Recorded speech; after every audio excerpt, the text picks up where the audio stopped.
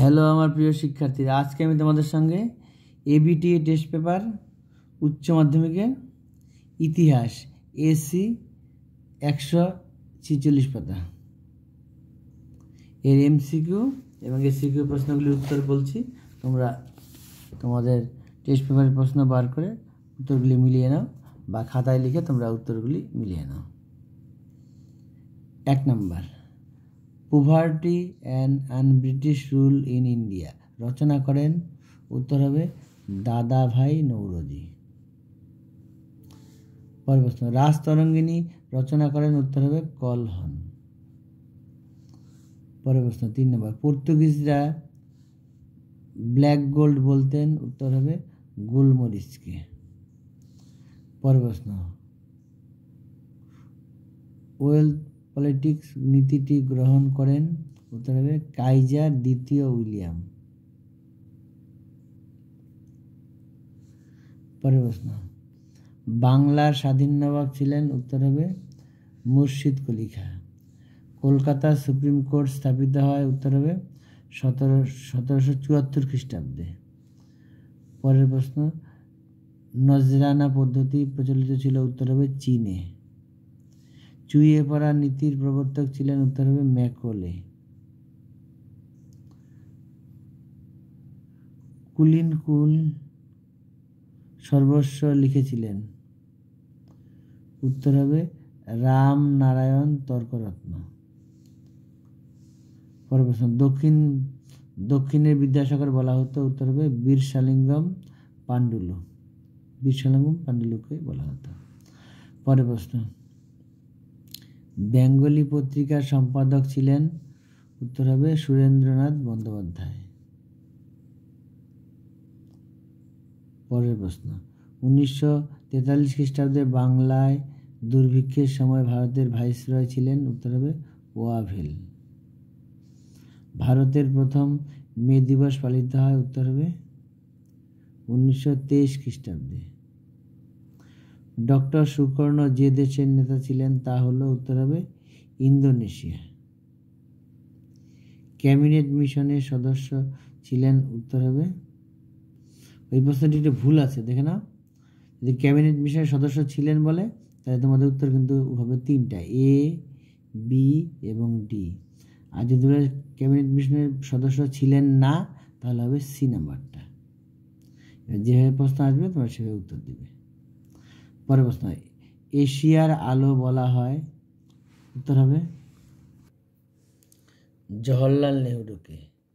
পরের প্রশ্ন, ফাল্টন বক্তৃতা দেন, উত্তর হবে চার্চিল। পরের প্রশ্ন, ন্যাটো গঠিত হয়, উত্তর হবে 1949 খ্রিস্টাব্দে বা সালে।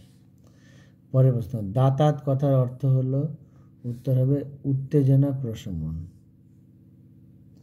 পরের প্রশ্ন, জেনারেল নেগুইভ কোন দেশের সেনানায়ক ছিলেন, উত্তর হবে মিশর। পরের প্রশ্ন, ভারতের পরিকল্পনা কমিশন গঠিত হয়েছে, উত্তর হবে 1950 সালে। পরের প্রশ্ন, উপনিবেশিকরণ শব্দটি প্রথম ব্যবহার করেছিলেন, উত্তর হবে মরিস জুনিয়র বন।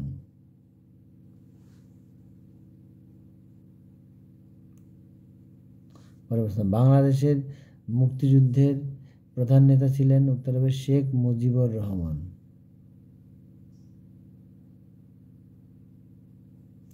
পরের প্রশ্ন, নিয়ন্ত্রিত গণতন্ত্র ধারণাটি কোন ব্যক্তির সঙ্গে সম্পর্কিত, উত্তর হবে ডক্টর সুকর্ণ।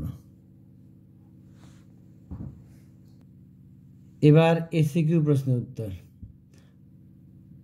1 নম্বর, অবশিল্পায়ন কি? এটার উত্তর হবে ব্রিটিশ শাসনাধীন ভারতের চিরাচরিত ও ঐতিহ্যশালী হস্তশিল্প, কুটির শিল্প ধ্বংস সাধনই মূলত অবশিল্পায়ন নামে পরিচিত। পরের প্রশ্ন 2 নম্বর, সাম্প্রদায়িক বাটোয়ারা নীতি কে ঘোষণা করেন, উত্তর হবে র্যামসে ম্যাকডোনাল্ড।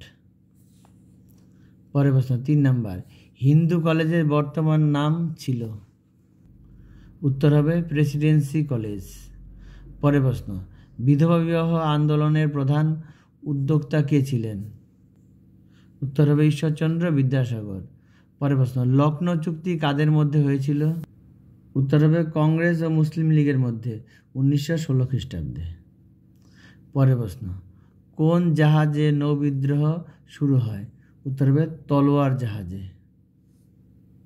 পরের প্রশ্ন, এশিয়াবাসীদের জন্য এই স্লোগানের উদ্দেশ্য কী ছিল?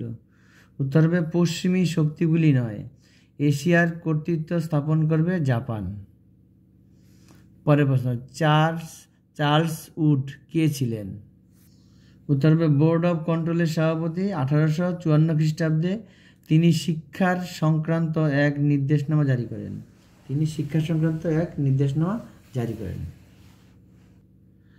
সত্যশোধক সভার প্রতিষ্ঠাতা কে?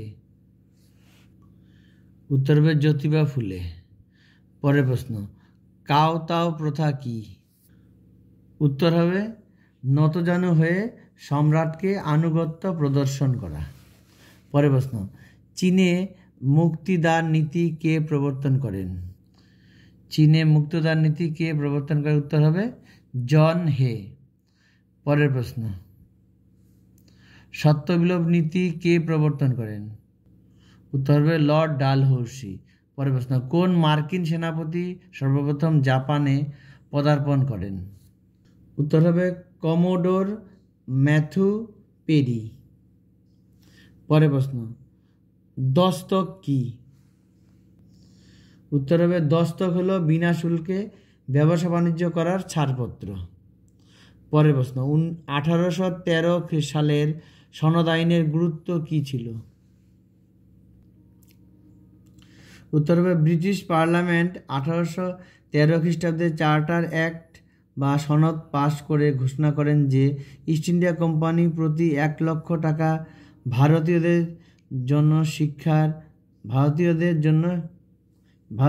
শিক্ষার জন্য ব্যয় করবে।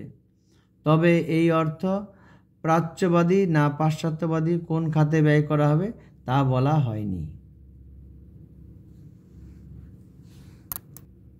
পরের প্রশ্ন, শাহুকার কাদের বলা হতো? উত্তর হবে দক্ষিণ ও পশ্চিম ভারতের সুদখোর মহাজনেরা শাহুকার নামে পরিচিত ছিল। 100 দিনের সংস্কার বলতে কি বোঝো?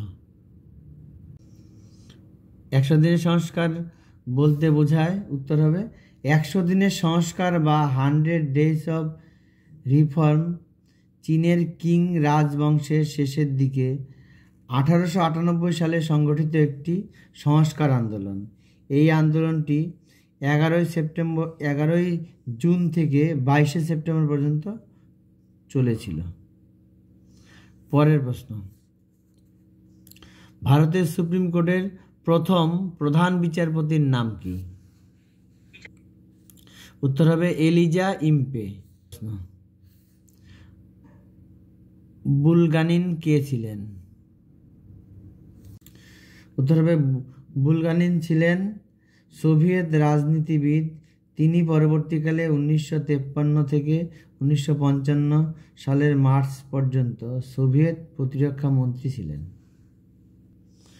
পরের প্রশ্ন, ইয়াসের আরাফাত কে ছিলেন? উত্তর হবে প্যালেস্টাইনের মুক্তি সংঘের নেতা। পরের প্রশ্ন, ক্যাবিনেট মিশন কেন ভারতে আসে? উত্তর হবে ভারতের স্বাধীনতা সংক্রান্ত বিষয় আলোচনার জন্য। এই ছিল তোমাদের এমসিকিউ এবং এসিকিউ প্রশ্নের উত্তর। কে কটা সঠিক উত্তর করতে পারলে অবশ্যই কমেন্টে জানিও। এরপরে পরবর্তী ভিডিওগুলি দেওয়া হবে, দেখে নিও।